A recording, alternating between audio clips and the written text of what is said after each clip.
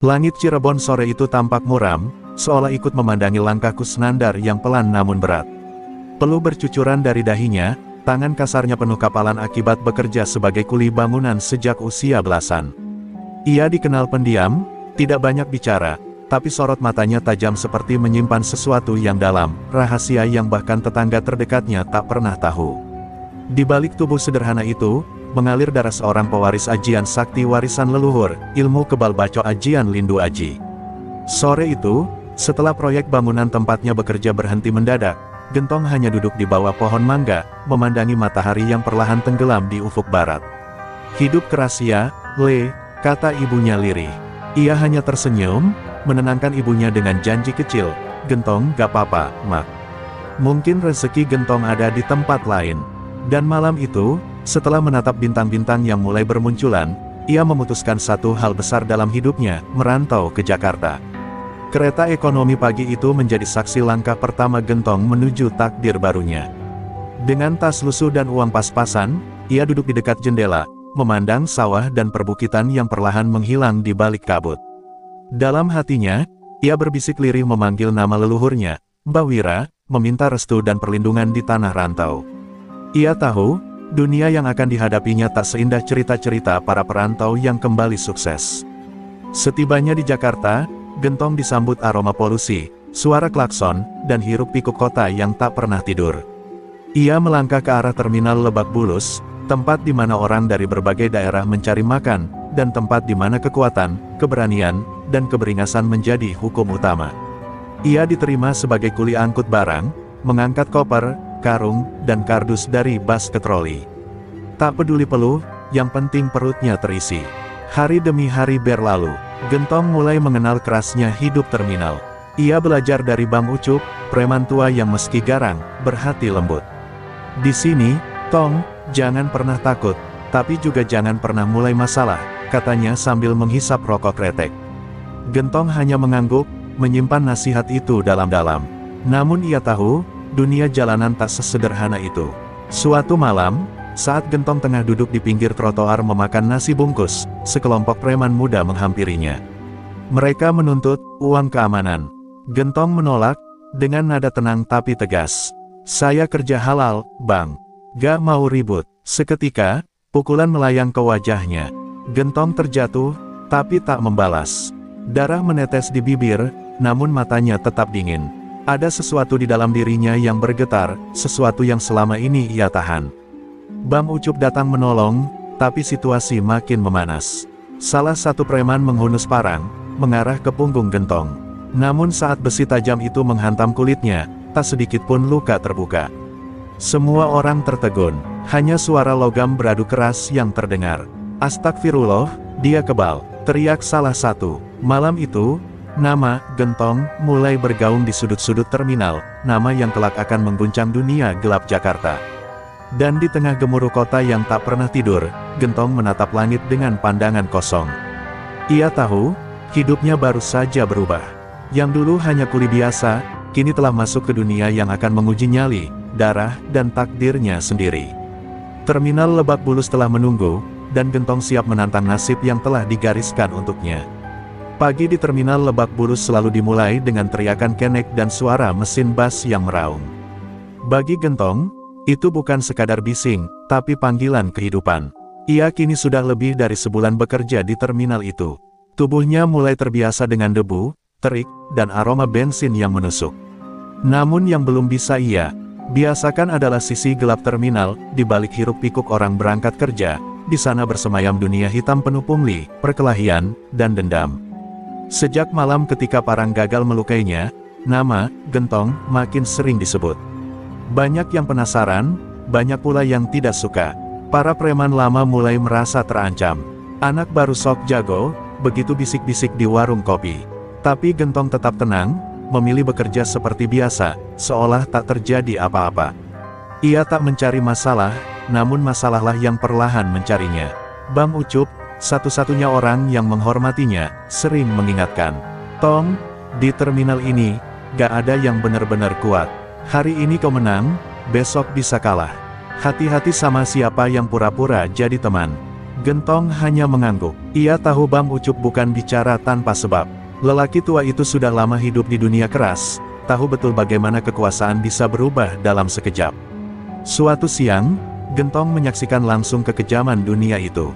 Seorang pedagang asongan dipukuli karena menolak bayar uang keamanan. Tak tahan melihatnya, Gentong maju dan menahan tangan si pemukul.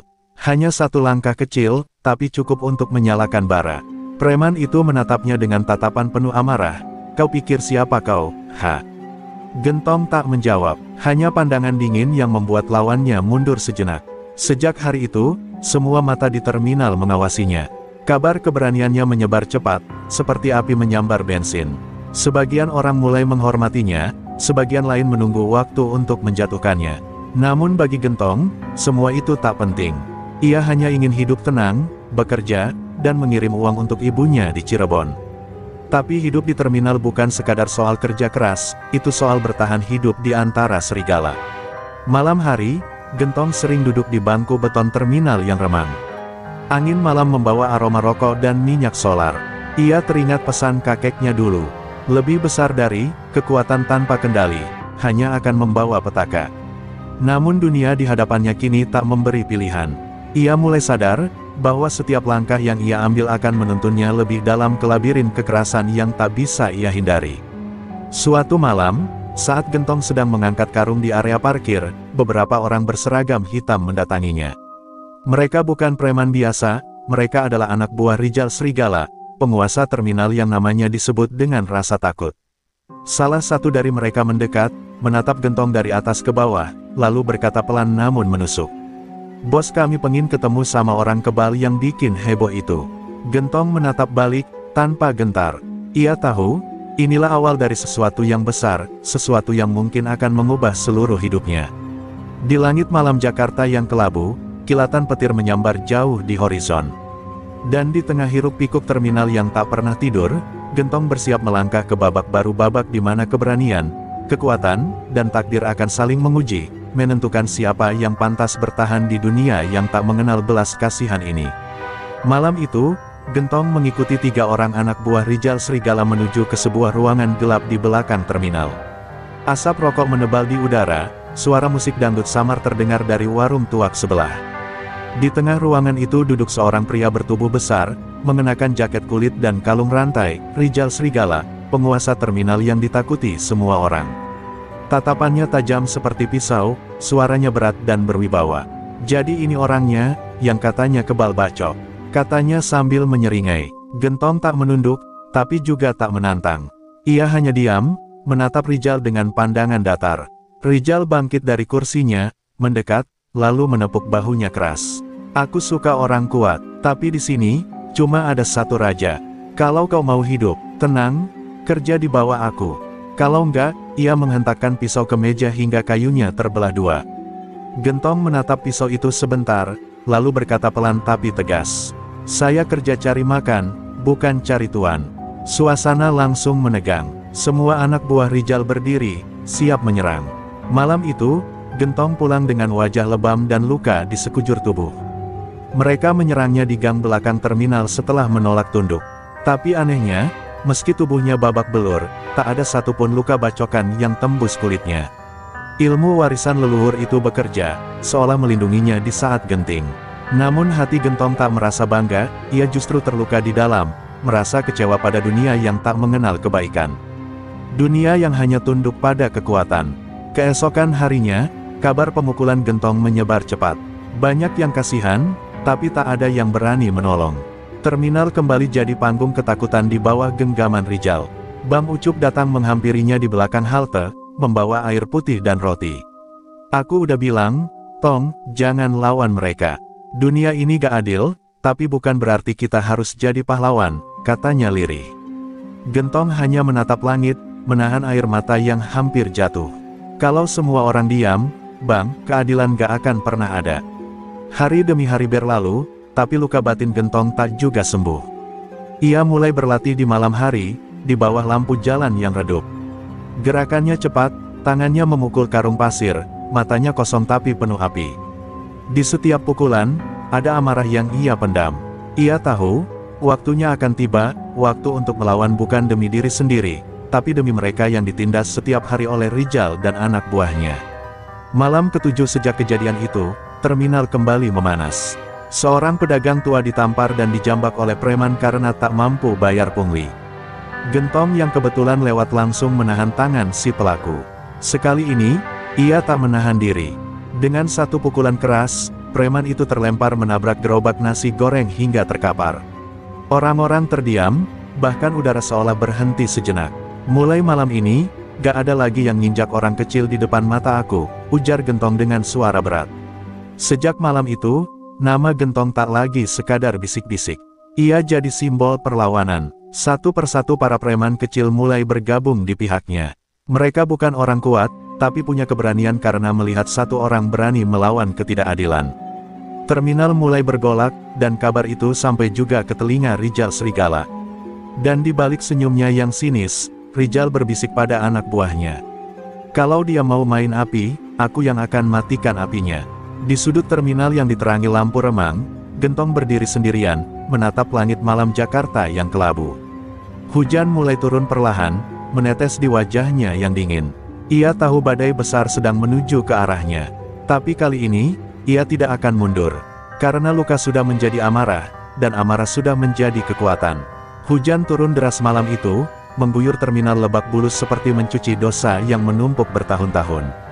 Tapi tak ada air yang cukup untuk memadamkan amarah di dada Gentong. Ia duduk di bawah atap seng, menggenggam erat batu akik peninggalan kakeknya, benda kecil yang dulu dikatakan menyimpan jiwa penjaga dari ajian Lindu Aji. Dalam diam, ia berdoa, memohon agar kekuatan itu tidak lagi sekadar menjadi pelindung, tapi menjadi cambuk keadilan. Hari ini, ia tak akan diam lagi. Rijal Serigala makin kejam. Setelah tahu Gentong mulai berpengaruh, ia memerintahkan anak buahnya untuk menebar teror. Para pedagang dipukuli, kuli-kuli diancam, dan siapapun yang menyebut nama Gentong langsung dicari. Terminal berubah jadi ladang ketakutan. Tapi seperti api kecil di tengah padang kering, perlawanan justru menyebar. Banyak yang mulai percaya, Gentong adalah satu-satunya yang bisa menumbangkan Rijal. Malam berikutnya, Gentong datang ke area belakang terminal, tempat para preman berkumpul. Hujan baru saja berhenti, udara dingin dan tegang. Ia datang sendirian, mengenakan jaket hitam lusuh, mata tajam menatap satu persatu wajah musuhnya. Aku datang bukan buat cari masalah, katanya pelan, tapi kalau kalian masih berani sakiti orang kecil, aku gak akan diam. Kalimat itu seolah pemantik. Tiba-tiba, seseorang berteriak, lalu serangan pun datang bertubi-tubi. Benturan terjadi, pukulan, tendangan, besi, dan parang beterbangan di udara. Tapi Gentong bergerak seperti bayangan, cepat dan keras. Setiap serangan yang diarahkan kepadanya tak mampu menembus kulitnya. Satu persatu lawan tumbang. 3 orang jatuh, lalu 5, lalu 8. Darah bercampur air hujan di tanah, membentuk genangan merah pekat. Nafasnya berat, tapi matanya tetap menyala. Aku gak butuh jadi raja, aku cuma pengen keadilan di tempat ini. Teriaknya di tengah gemuruh hujan. Pagi harinya, kabar tentang perkelahian itu meledak seperti petir. Orang-orang menyaksikan sendiri tubuh-tubuh para jagoan terminal tergeletak tak sadarkan diri, sementara Gentong berjalan melewati mereka dengan langkah tenang. Tak ada yang berani menatap matanya. Sejak hari itu, 10 jagoan terminal resmi kalah di tangan satu orang, dan nama Gentong kini diucapkan dengan campuran rasa takut dan hormat. Bang Ucup yang menyaksikan semua dari jauh hanya bisa menunduk. Ia tahu jalan yang ditempuh Gentong berbahaya.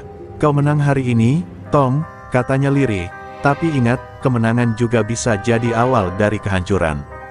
Gentong hanya tersenyum pahit. Aku tahu, Bang, tapi kalau diam berarti membiarkan orang menderita, aku lebih baik jatuh sambil berjuang.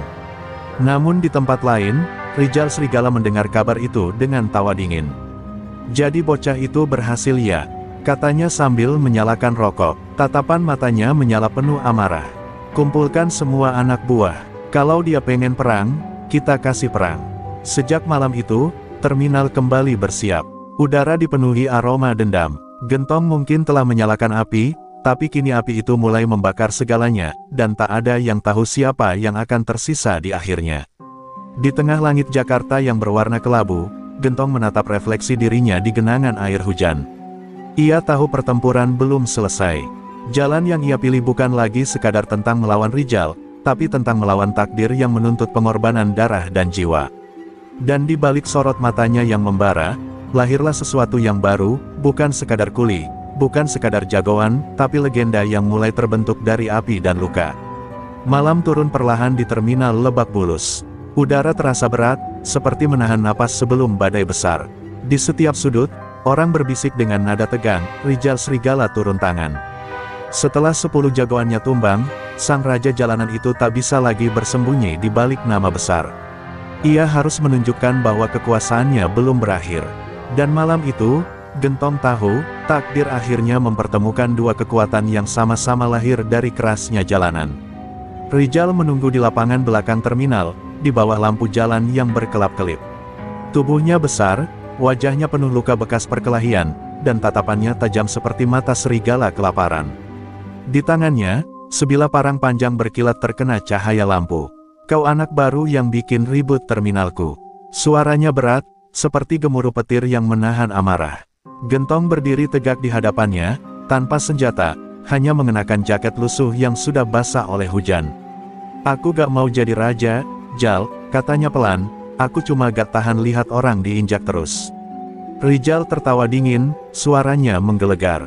"Keadilan, hahaha, di dunia ini yang adil cuma satu, siapa yang kuat, dia yang berkuasa." Tanpa aba-aba, parang di tangannya melesat ke arah Gentong. Suara logam menembus udara, tapi tak ada darah yang keluar. Parang itu berhenti di kulit Gentong, memantul seperti membentur baja. Wajah Rijal berubah. "Kebal?" "Ya," gumamnya. "Bagus. Biar aku uji sampai batasnya." Pertarungan pun dimulai. Rijal menyerang tanpa ampun, gerakannya cepat meski tubuhnya besar. Gentong menangkis, membalas dengan pukulan keras ke dada, lalu sapuan kaki ke arah perut. Dentuman tubuh beradu terdengar hingga ke jalan utama terminal. Orang-orang yang menonton dari kejauhan hanya bisa mematung, dua sosok itu seperti bayangan yang bertarung di antara kilatan petir. Setiap pukulan, setiap tendangan, bukan sekadar serangan fisik, tapi pertempuran harga diri. Beberapa kali Gentong sempat terhuyung, tapi ajian Lindu Aji di dalam dirinya seolah menyala semakin terang. Ia bisa merasakan aliran energi di sekujur tubuhnya, seperti ada kekuatan leluhur yang membimbing setiap gerakannya. Dalam sekejap, ia melesat ke depan dan menghantam dada Rijal dengan pukulan pamungkas. Tubuh besar itu terpental keras, menghantam dinding gudang hingga retak. Suara hujan menutupi napas berat dua manusia yang kini sama-sama berdarah dan lelah. Rijal berusaha berdiri, menatap Gentong dengan mata penuh amarah dan kekaguman. "Kau kuat, tapi kau terlalu banyak pakai hati," katanya sambil tertawa lirih. "Itu yang bikin kau bakal kalah di dunia ini." Gentong melangkah mendekat, menatap Rijal dari jarak dekat, lalu menjawab dengan suara berat. "Kalau hati bikin aku kalah, biar aku kalah. Tapi orang-orang gak akan hidup dalam ketakutan lagi." Hening, lalu Rijal terjatuh, kehilangan kesadaran. Hujan turun semakin deras, menutupi tubuhnya yang tergeletak di tanah. Orang-orang mulai keluar dari tempat persembunyian mereka, menatap Gentong dengan mata tak percaya. Malam itu, untuk pertama kalinya, terminal Lebak Bulus tak lagi punya raja selain Gentong. Namun di balik sorak-sorai yang mulai terdengar, wajah Gentong tak menunjukkan kemenangan. Ia justru menatap kosong ke langit, membiarkan hujan membasuh darah di tangannya. Dalam hati kecilnya, ia tahu, setiap kemenangan pasti menuntut harga. Dan benar saja, dari balik bayangan gudang, beberapa sosok mengamati dengan mata penuh dendam. Mereka bukan anak buah Rijal, tapi musuh-musuh lama yang menunggu kekosongan kekuasaan. Gentong belum tahu, tapi malam kemenangannya itu hanyalah awal dari badai baru, badai yang akan menguji bukan hanya kekuatannya, tapi juga hatinya sebagai manusia. Beberapa minggu berlalu sejak pertarungan besar itu. Terminal Lebak Bulus kini berubah wajah. Tak ada lagi suara teriakan pemerasan, tak ada lagi orang yang takut lewat malam-malam. Nama Gentong kini disebut dengan hormat, sebagian karena kagum, sebagian karena takut. Dari seorang kuli bangunan, ia kini menjadi penguasa terminal, sosok yang dihormati dan disegani. Namun di balik ketenangan itu, ada sesuatu yang pelan-pelan berubah dalam dirinya, beban kekuasaan yang mulai menekan jiwa. Setiap hari, orang datang meminta tolong. Pedagang, sopir, kuli, Bahkan preman kecil yang dulu membencinya kini menunduk di hadapan Gentong. Di satu sisi, ia bahagia bisa membawa ketertiban. Tapi di sisi lain, ia mulai merasakan jarak yang tak kasat mata. Dulu ia bagian dari mereka, sekarang ia seperti berdiri di menara tinggi, sendirian. Bang Ucup, sahabat sekaligus sosok ayah baginya, mulai jarang bicara. Setiap kali bertemu, tatapan matanya penuh kekhawatiran. "Kau udah bukan Gentong yang dulu, Le," katanya suatu sore. Gentong hanya diam, menatap terminal yang mulai sepi diterpa angin sore. Tak bisa dipungkiri, kekuasaan mulai menggoda. Ada rasa ingin mengatur segalanya, ada rasa percaya bahwa hanya dia yang tahu mana yang benar. Ia mulai menolak saran orang lain, termasuk Bang Ucup. "Aku cuma pengen terminal ini aman," katanya dengan nada tegas. Tapi di balik kata aman itu, terselip rasa ingin menguasai sepenuhnya. Dalam diam, tanpa disadari, Gentong mulai menjadi seperti orang yang dulu ia lawan. Lalu datanglah Wira Keling, preman muda yang dulu pernah melawan Rijal tapi kini bersikap manis di depan Gentong. "Abang itu panutan," katanya setiap kali bertemu. Tapi di balik pujiannya, Wira menanam racun. Ia mulai menyebar gosip di kalangan bawah, bahwa Gentong sudah lupa diri, bahwa ia mulai memungut setoran kecil untuk biaya keamanan. Awalnya cuma bisikan, tapi lama-lama jadi cerita yang dipercaya banyak orang. Gentong yang mendengar kabar itu tersulut emosi. Ia memukul meja keras di pos penjagaan. "Aku gak pernah minta uang haram. Siapa yang ngomong begitu, suruh datang ke sini." Namun Wira Keling tak pernah datang. Ia bersembunyi di balik bayangan, menunggu waktu yang tepat. Sementara itu, Bang Ucup semakin menjauh, tak lagi ikut ronda malam seperti biasa. Di wajahnya tersimpan kecewa yang dalam. "Aku dulu bangga lihat kau lawan ketidakadilan," katanya pelan, "tapi sekarang, aku malah takut lihat cara kau memimpin." Kata-kata itu menusuk hati Gentong lebih tajam dari pisau. Tapi egonya menolak mengakuinya. Ia merasa dikhianati oleh orang yang paling ia percaya. Malam itu, Gentong berdiri sendirian di tengah terminal yang sudah sepi. Lampu-lampu redup, hujan turun rintik-rintik, dan suara langkahnya menggema di antara kios kosong. Di bawah sinar lampu, ia melihat bayangannya sendiri di genangan air, sosok yang dulu sederhana kini tampak asing. Ia berbisik lirih pada dirinya sendiri, apakah ini harga dari semua perjuangan itu? Namun sebelum pikirannya sempat tenang, kabar buruk datang. Bang Ucup ditemukan terluka parah, diserang sekelompok orang tak dikenal di gang belakang terminal. Gentong berlari ke lokasi dengan napas tersengal. Di sana, ia melihat tubuh Bang Ucup terbaring lemah, bersimbah darah, memegang perutnya yang robek. Dengan suara serak, Bang Ucup berbisik, "Mereka bukan preman luar, mereka orangmu, Tong, anak buahmu sendiri." Mata Gentong membelalak, tubuhnya bergetar. Dunia di sekelilingnya seolah runtuh. Ia mengguncang tubuh sahabatnya yang sekarat sambil menahan tangis. "Bang, siapa yang lakuin ini? Siapa?" Tapi Bang Ucup hanya tersenyum samar sebelum menutup mata untuk terakhir kalinya. Hujan semakin deras, menyatu dengan air mata Gentong yang jatuh di wajah sahabatnya. Malam itu, untuk pertama kalinya Gentong merasa kalah, bukan oleh musuh, tapi oleh dirinya sendiri. Dan di antara suara petir yang menggelegar, ia bersumpah, siapapun yang berkhianat dan menumpahkan darah orang tak bersalah, akan menebusnya dengan nyawa. Hujan masih mengguyur terminal Lebak Bulus malam itu, namun bagi Gentong, dunia seakan berhenti. Di bawah lampu jalan yang berkelap-kelip, ia memeluk jasad Bang Ucup dengan mata merah menahan amarah. Hatinya remuk, tapi bukan hanya karena kehilangan sahabat, melainkan karena pengkhianatan itu datang dari dalam lingkarannya sendiri. Ia bersumpah, siapapun yang terlibat, tidak akan dibiarkan hidup tenang. Keesokan paginya, terminal menjadi sunyi. Para pedagang menunduk ketika Gentong lewat. Wajahnya dingin, tatapannya tajam, dan langkahnya berat penuh dendam. Ia memerintahkan anak buahnya untuk mencari pelaku di setiap sudut Jakarta Selatan. "Aku gak mau dengar alasan. Cari siapapun yang malam itu jaga di area belakang." Suaranya menggema, membuat semua orang gemetar. Dalam beberapa jam, 3 anak buahnya ditangkap, tapi mereka bungkam. Mereka hanya saling pandang, ketakutan. Gentong memukul meja keras, hampir kehilangan kendali. "Kau pikir aku main-main? Hah!" Ia menendang kursi hingga terpental. Namun saat salah satu anak buahnya terisak, menyebut nama yang selama ini ia percayai. Dunia Gentong seketika membeku. Nama itu adalah Wira Keling. Pemuda yang ia anggap penerus, orang yang selalu tersenyum di depannya. Semua atas perintah Wira. "Bang," dia bilang, "Bang Ucup udah gak sejalan sama kita." Kata-kata itu seperti petir di siang bolong, membakar seluruh sisa hatinya yang masih tersisa. Malam itu, Gentong tak bisa tidur. Ia duduk di pos penjagaan, menatap kosong ke arah hujan yang jatuh di atas atap seng. Di kepalanya, terputar semua kenangan tentang Wira, saat ia menolongnya dari amukan Rijal, saat ia mengangkatnya jadi tangan kanan. Ia mengira Wira setia, tapi ternyata yang ia besarkan adalah ular berbisa. Dalam diam, genggamannya mengepal kuat hingga darah menetes dari antara jari. "Kalau benar dia yang bunuh Bang Ucup," bisiknya lirih, "aku bakal bikin dia nyesel dilahirkan." Kabar itu cepat menyebar. Wira tahu Gentong sedang mencarinya, dan ia tak menunggu untuk diserang. Dengan puluhan anak buah barunya, Wira menantang terbuka. Terminal yang dulu tenang kini berubah menjadi medan perang. Pedagang berlarian, kios hancur, dan suara besi beradu menggema malam itu. Gentong datang tanpa banyak bicara, wajahnya dingin, matanya seperti bara.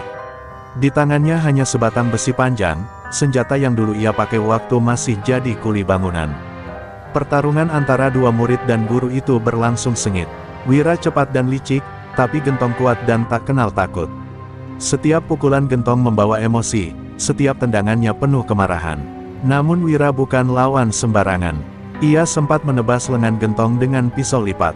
Darah mengucur, tapi Gentong justru tersenyum. "Kau kira darahku cukup buat jatuhin aku?" teriaknya sambil menghantam dada Wira dengan hantaman keras yang membuatnya terhempas ke dinding. Wira tersengal, tapi sebelum Gentong menuntaskan amarahnya, puluhan polisi datang menggerebek. Sirine meraung, lampu merah biru menyinari seluruh terminal. Gentong mundur selangkah, sadar ia dijebak. Wira tertawa lemah, darah mengalir di bibirnya. "Kau pikir aku sendirian, Bang?" katanya pelan. "Aku udah kerja sama orang yang jauh lebih besar dari terminal ini. Dan mereka datang buatmu." Gentong mematung. Ia menatap sekeliling, pasukan bersenjata sudah mengepung, sementara Wira diseret keluar oleh orang-orang berpakaian hitam yang jelas bukan polisi biasa. Di dada Gentong, amarah dan luka berpadu jadi satu. Ia tahu, ini baru permulaan dari perang yang lebih besar. Terminal hanyalah bagian kecil dari permainan kekuasaan yang tak terlihat. Dan malam itu, sambil menatap lampu sirine yang berpendar di wajahnya, Gentong berjanji dalam hati, ia akan kembali. Tidak sebagai penguasa terminal, tapi sebagai pemburu bayangan yang menghabisi segalanya.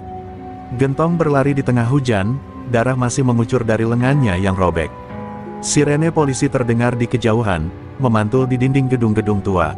Ia bersembunyi di lorong sempit belakang terminal, menahan napas, tubuhnya gemetar antara rasa sakit dan amarah. Semua yang ia bangun kini hancur, nama, kehormatan, dan orang-orang yang ia cintai.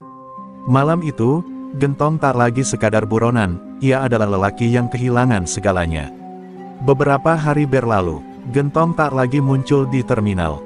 Kota seakan melupakannya, tapi di bawah tanah, desas-desus tentang dirinya tetap hidup. Orang bilang Gentong kabur keluar kota, ada juga yang bilang dia mati dibunuh anak buahnya sendiri. Namun di balik gelapnya gang belakang Pasar Minggu, Gentong masih hidup, dirawat oleh seorang dukun tua bernama Ki Sabar, yang mengenali tanda di punggungnya, simbol warisan ilmu kebal bacok dari leluhur Cirebon. "Kau bukan orang biasa, Nak," kata Ki Sabar sambil mengobati lukanya. "Tapi ingat, setiap kekuatan besar membawa kutukan yang tak bisa kau hindari." Selama masa pemulihan, Gentong mulai menggali kebenaran. Dari mulut beberapa orang jalanan yang setia padanya, ia mendengar nama yang sama berulang kali disebut Tuan Salim. Seorang pengusaha besar yang menguasai jaringan terminal, perjudian, hingga keamanan kota. Wira Keling hanyalah pion kecil dalam permainan besar itu. Mendengar nama itu, Gentong menggertakkan gigi.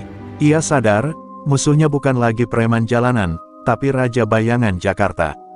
Malam-malam berikutnya, Gentong diam-diam kembali ke terminal, menyamar sebagai sopir truk.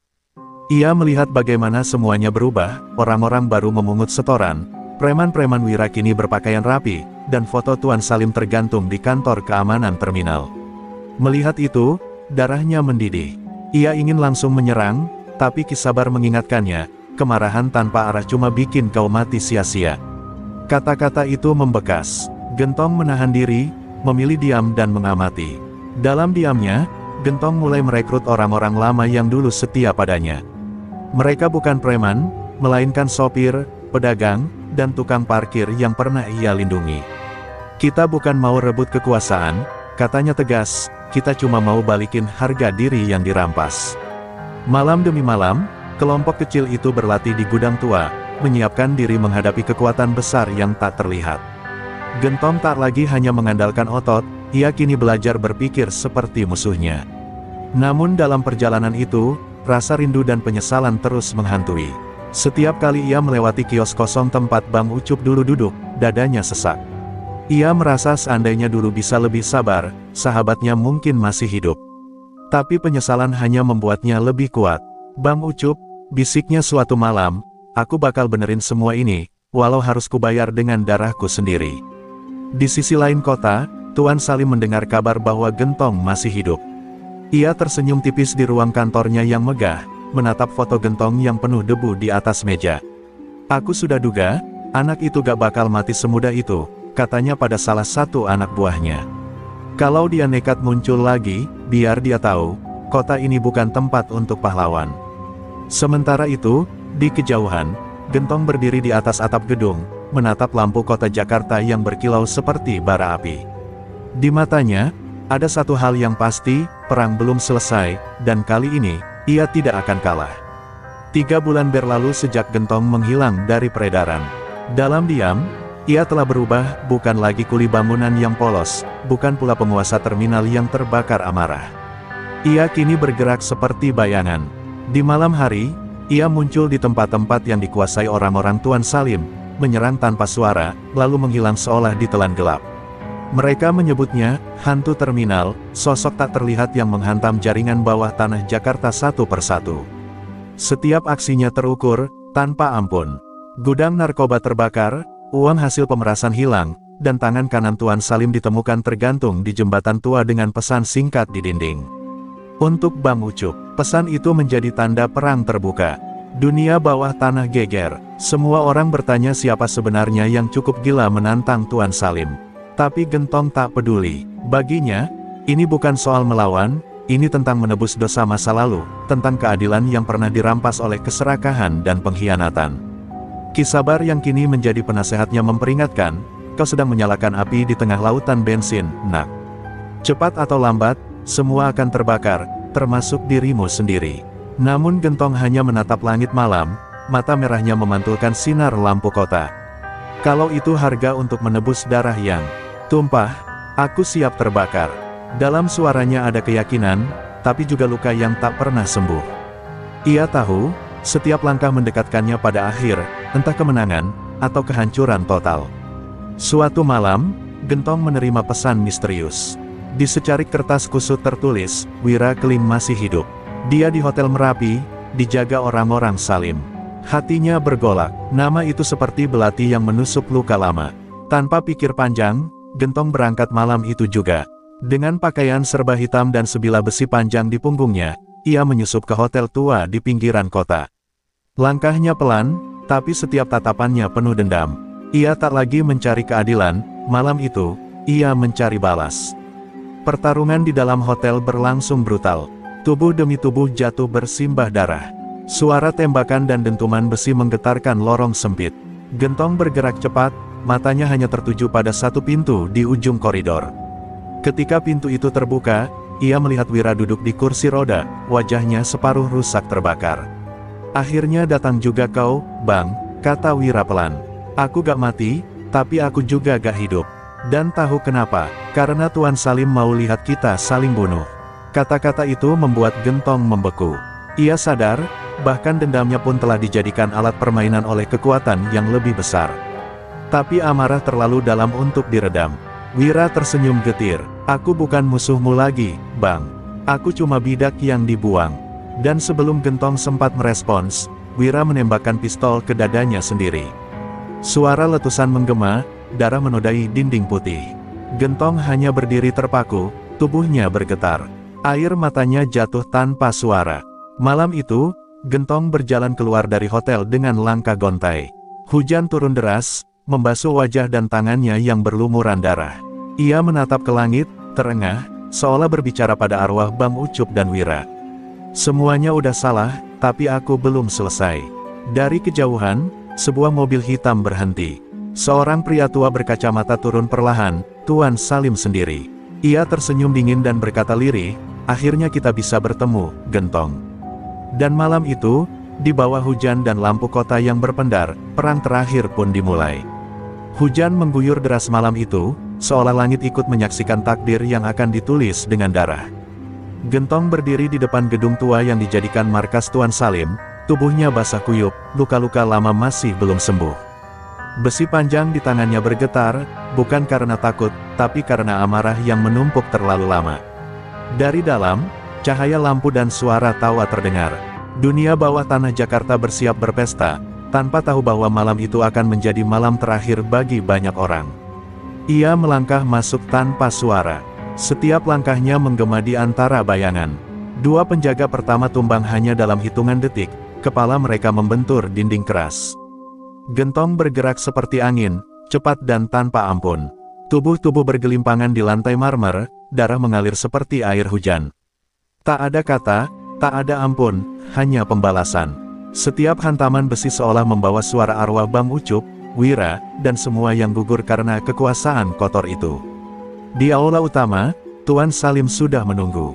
Jas hitamnya rapi, wajahnya tenang, dan di tangannya tergenggam pistol perak. Akhirnya, katanya dengan senyum dingin, dari semua orang yang aku jatuhkan, cuma kau yang berani datang sendiri. Gentong berdiri tegak, napasnya berat, darah menetes dari pelipis. Aku gak datang buat mati, katanya pelan, aku datang buat nyelesain semua dosa lo. Tuan Salim tertawa kecil. Dosa, dunia ini gak kenal dosa, nak. Yang kuat yang berkuasa, yang lemah jadi korban. Kau pikir kau beda dari aku. Kau bunuh, kau rampas, kau juga haus darah. Kata-kata itu menusuk. Gentong membisu, matanya bergetar menahan gejolak batin. Dalam hatinya, ada sedikit kebenaran di balik ucapan itu, jalan yang ia tempuh memang sudah menodai jiwanya. Tapi sebelum pikirannya sempat goyah, wajah Bang Ucup terlintas di benaknya. Suara sahabat itu menggema, selama kau masih lawan ketidakadilan, kau belum jadi iblis, Le. Dan dengan teriakan yang mengguncang ruang, Gentong menyerang. Pertarungan terakhir pun pecah. Pistol Salim meledak beberapa kali, pelurunya menembus bahu Gentong, tapi pemuda itu tetap maju. Mereka bergulat di tengah meja besar yang pecah berkeping-keping.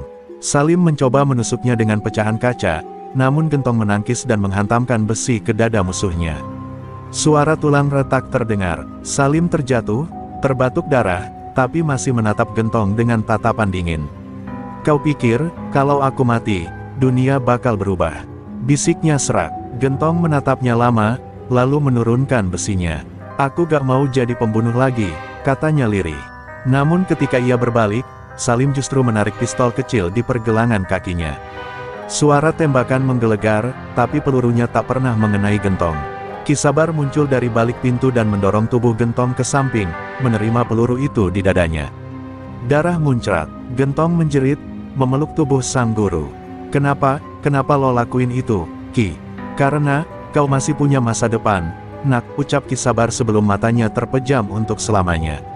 Gentong bangkit dengan amarah yang tak lagi bisa ditahan. Ia menghantam Salim bertubi-tubi hingga pria tua itu terkapar tak bergerak. Hujan turun dari atap yang bocor, membasahi lantai yang kini bercampur darah. Nafas Gentong tersengal, tubuhnya gemetar, tapi jiwanya terasa ringan. Ia menatap langit-langit gedung yang retak, seolah berbicara pada roh mereka yang telah pergi. Semuanya udah selesai, bisiknya pelan. Beberapa jam kemudian, polisi datang. Gedung itu sudah sunyi. Di tengah puing dan kobaran api, mereka hanya menemukan satu benda, besi panjang milik Gentong, tertancap di lantai. Tak ada tanda-tanda tubuhnya, namun di dinding, ada tulisan besar dengan darah. Keadilan gak mati, ia cuma menunggu orang yang berani menjemputnya. Dan sejak malam itu, nama Gentong dari Cirebon menjadi legenda.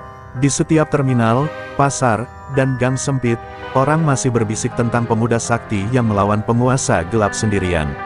Ada yang bilang dia mati, ada pula yang bersumpah pernah melihatnya menolong sopir dari rampokan. Tapi satu hal pasti, ia tak lagi milik dunia bawah, ia milik rakyat yang pernah diperjuangkannya. Dan hujan yang turun setiap malam di Lebak Bulus, seolah masih membawa gema langkahnya, berjalan dalam bayangan, menjaga yang lemah dari kegelapan. Terima kasih telah menonton dan menemani perjalanan kisah kami di channel Pelayan Surga. Setiap like, komentar, dan dukungan dari kalian adalah cahaya yang menyemangati kami untuk terus berkarya. Semoga kebaikan, keberanian, dan kebijaksanaan selalu menyertai langkah kalian setiap hari. Jangan lupa terus dukung channel Pelayan Surga dengan like, komentar, dan subscribe, agar kita bisa terus menghadirkan cerita inspiratif, penuh aksi, dan pelajaran hidup yang berharga. Semoga setiap kisah yang kami bagikan membawa manfaat, motivasi, dan kebahagiaan bagi kalian semua. Doa terbaik kami untuk kalian, semoga Allah Subhanahu wa Ta'ala senantiasa melindungi, memberkahi, dan menuntun setiap langkah kalian menuju kebahagiaan, keselamatan, dan kesuksesan. Tetaplah berani, tetaplah beriman, dan terus sebarkan kebaikan dimanapun kalian berada.